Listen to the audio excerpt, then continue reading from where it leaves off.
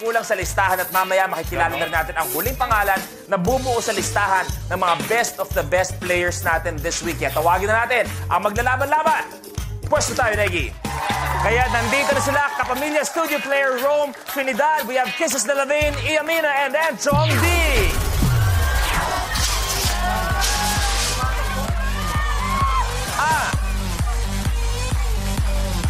Good afternoon sa aking mga players. Last chance na to para makasama sa pinakamatinding labanan. Kaya naman ang kailangan namin mula sa inyo ay 100%.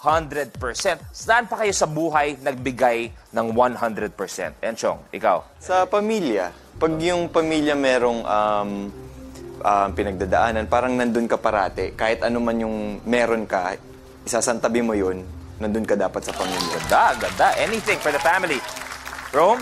Bukod sa MMA, syempre sa minamahal ko. Uy, ganda! Yes. Nalala ko yung punching bag, ginakaganong ka pa, dumudungaw ka.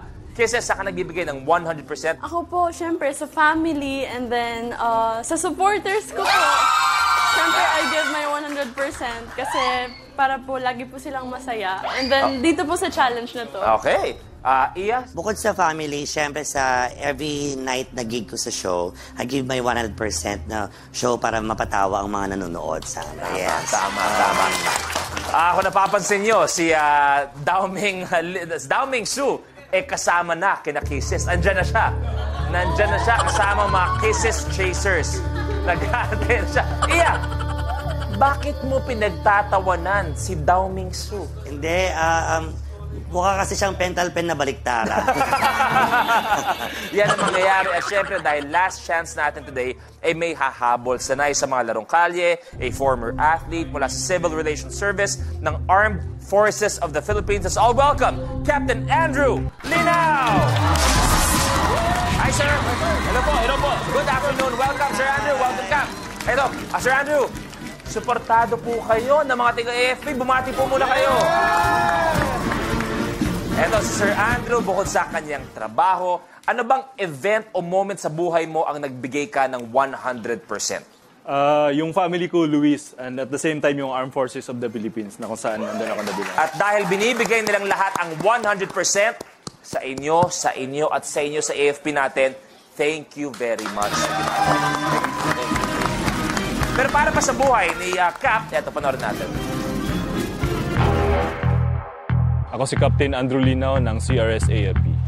Lumaki ako sa Mindanao, naglalaro kami ng mga larong kalye, and then usual na ginagawa ko sa bahay, nagsisibak ako ng kahoy and at the same time nag-iigib ng tubig. Nung high school ako, nag-focus talaga ako sa athletics, which is yung high jump, at nakasali ako sa regional meet. Pumasok ako sa college, napapasa po ako sa nationwide exam ng Philippine Military Academy. And then, nag-graduate sa Philippine Military Academy class of 2007. Na-deploy ako sa Eastern Visayas for 9 years, and then Mindanao for 2 years. And last year lang, na-reassign naman ako dito sa General Headquarters Armed Forces of the Philippines, assigned sa CRS-AFP. Yung asawa ko is nakilala ko nung college. We are blessed with 3 children. Medyo challenging po yung buhay ng isang sundalo dahil parati kaming wala sa aming mga pamilya. Pero okay lang po yun kasi yun naman yung sinusumpaan namin na tungkulin para mapanatili namin ang peace and order sa ating bayan. Sumali po ako dito sa Minute to Win It para ipakita sa ating mga kababayan na kami mga sundalo is hindi lang purely combatant, kung hindi kaibigan ng taong bayan. Sir Andrew, gaano kahirap ba maging isang parte ng Armed Forces? Kasi ang nangyayari, nakikita lang natin sa balita. Nakikita minsan, naglalahad kayo may baril. Astig yan, ganyan. Iba yung mga sundalo. Pero gaano kahirap talaga ang buhay? Lalo na pag, for example, nakadestino kayo sa lugar na medyo may konting delikado.